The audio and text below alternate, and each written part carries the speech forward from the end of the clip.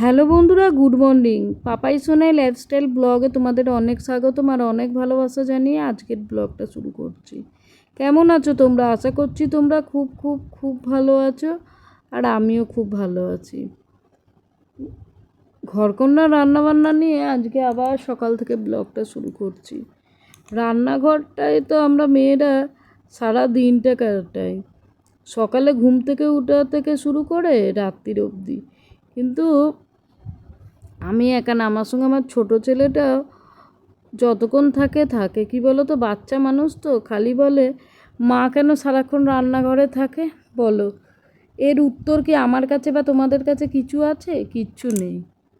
মায়ের উদাহরণ মা নিজেই, মায়ের কোনো সংজ্ঞা হয় না, মায়ের তুলনা কোনো কিছু হয় না। মা নিজের জীবনটাও বাজি রেখে দিতে পারে তার সন্তানের জন্য। হ্যাঁ, এটাই হচ্ছে মা। মা যে কি, মা নিজেও জানে না। একটা মেয়ে যখন বিয়ের আগে বাপের বাড়িতে থাকে তার জীবনধারা সম্পূর্ণ থাকে আলাদা। তারপরে তার বিয়ে হলো, শ্বশুরবাড়ি এলো, তখন তার জীবন থাকে অন্যরকম।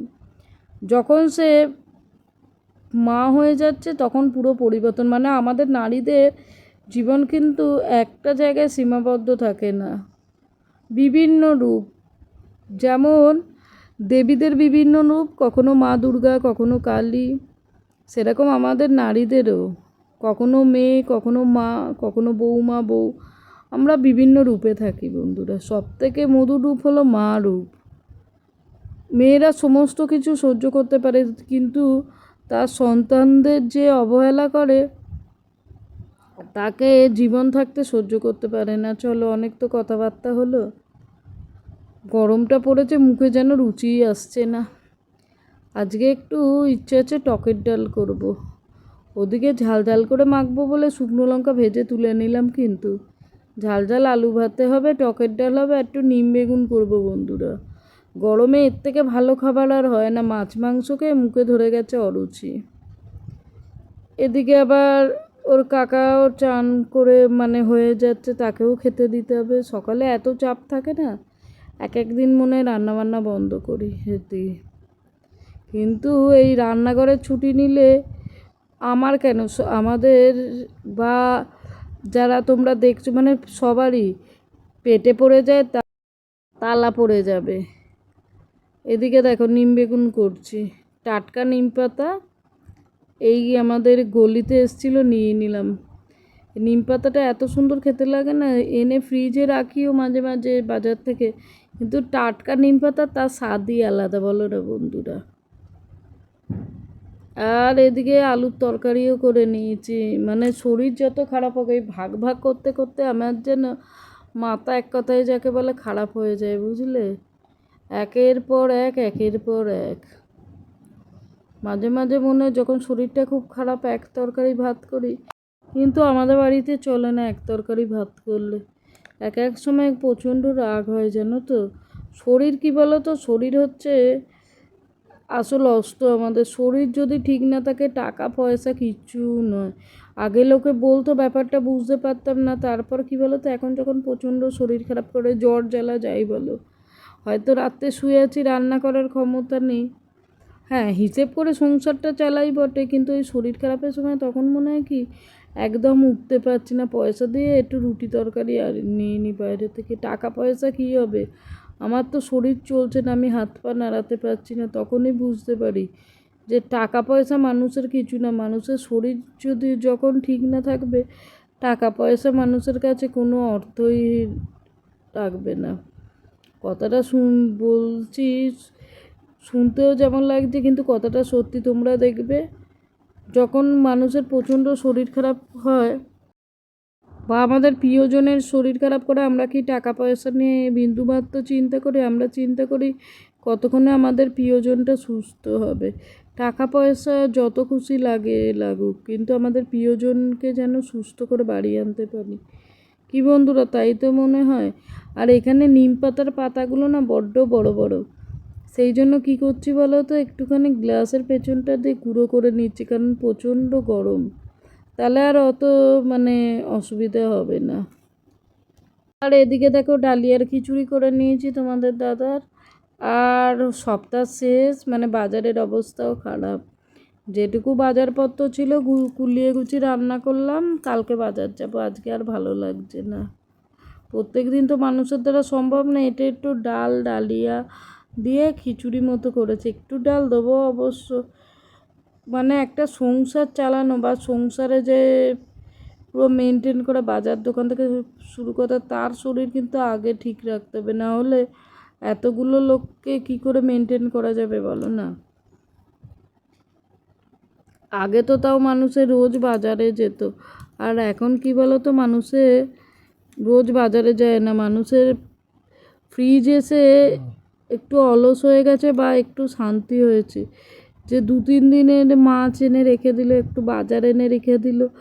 যখন আমরা ছোট ছিলাম দেখেছি বাবা কাকা জ্যাঠা সব রোজ বাজারে যাওয়া হতো, কিন্তু সত্যি এখন আর যতই মানুষে বলুক আমরা ফ্রিজের বাসি জিনিস খাই না, কিন্তু আমি হলপ করে বলতে পারি যে রোজ এখন অনেকেই বাজার যায় না। তারা অন্তত 2-3 দিনের মাছ আনাজপত্র এনে রেখে দেয়। এবার ব্যতিক্রম কিনা বলতে পারছি না, বা আমার ভুল টুটি যদি কথা বলে ফেলি তোমরা মানে ক্ষমা করে দিও। আমার যা মনে হয়েছে ব্যক্তিগতভাবে আমি ব্লগের মাধ্যমে তোমাদেরকে সেগুলোই শেয়ার করি। চলো, এদিকে তোমাদের দাদার খাবার দেয়া হয়ে গেছে, ডালিয়ার খিচুড়ি, নিম বেগুন উচ্ছে ভাজা, একটু ডাল দিই। বন্ধুরা এদিকে রান্নাবান্না কমপ্লিট করেছি, আর রান্নাবান্না ছাড়াও তো অনেক কাজকর্ম থাকে, আর এদিকে হেয়ার অয়েলিং করে নিয়েছি। চলো দেখাই কি সমস্ত কাজকর্ম। এখানে দেখো জামা কাপড় ধোবো, গাদা বাসনপত্র দেখতে পাচ্ছ, মানে রান্নার পরেও গাদা কাজকর্ম পড়ে থাকে। তাহলে কাজকর্মগুলো সারি, তোমরা আমার সঙ্গে দেখো না। রান্না বান্না করে উঠেছি তো কী আছে, কত কাজকর্ম পড়ে আছে। একটা সুস্থ স্বাভাবিক সংসার চালাতে গেলে কিন্তু তোমাকে সংসারের পেছনে পরিশ্রম করতেই হবে। পরিশ্রম দ্বারা কোনো কাজ হয় না। মানুষে দেখে এ উন্নতি করছে, ও উন্নতি করছে, কিন্তু ঘরদোর পরিষ্কার পরিচ্ছন্ন, তার পেছনে যে তার কতটা লেবার দিতে হয় সেটা লোকে দেখে না। বা এই যে আমি ভিডিওটা পোস্ট করছি, তোমরা 8-10 মিনিট দেখেই বিচার করছো, কিন্তু এই কাজকর্মগুলো তো 8-10 মিনিটে শেষ হয়নি, বলো না বন্ধুরা। চলো, এখানে অনেকগুলো বাসনপত্র পড়ে আছে, ক্লিন করে নিই। আমার তো সংসার যতটা সম্ভব আমার শরীর দেয় তার বেশিও করার চেষ্টা করি। ওই জন্য মাঝে মাঝে খুব অসুস্থতা লাগে, ঘাড়ে মুড়ে কাজ করে ফেলি 2-3 দিন।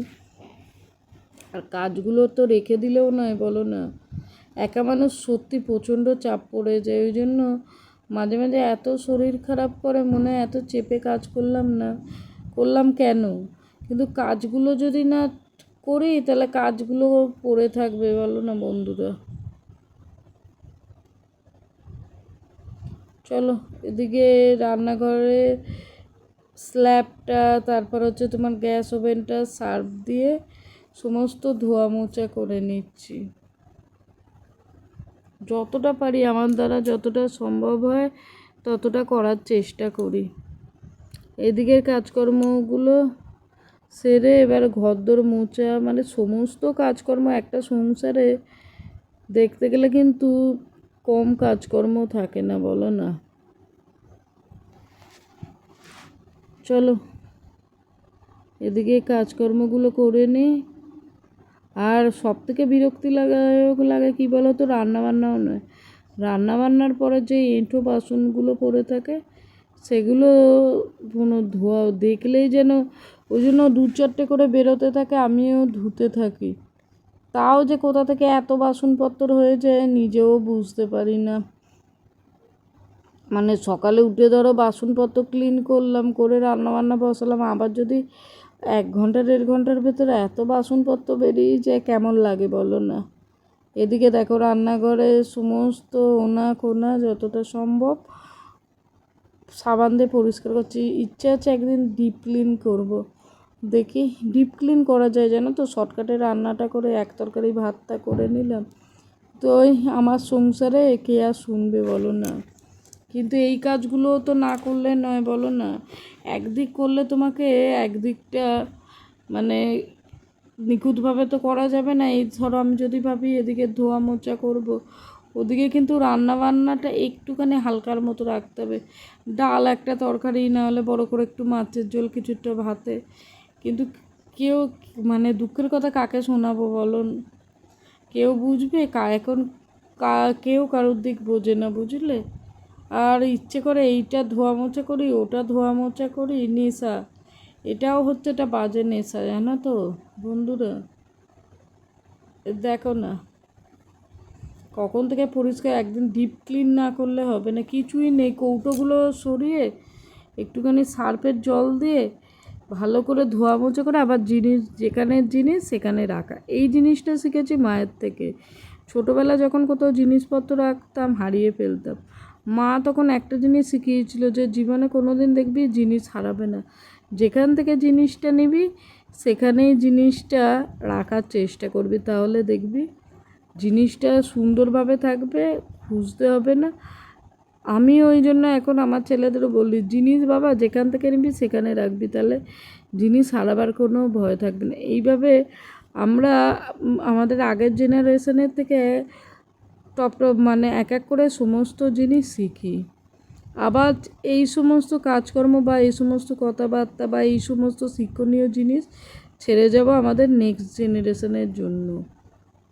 বংশ পরম্পরায় এই হয়ে এসছে। ওদিকে রাশি বাসি সমস্ত কাজকর্ম সেরে স্নান কমপ্লিট করলাম, এদিকে খাওয়া দাওয়া কমপ্লিট করলাম,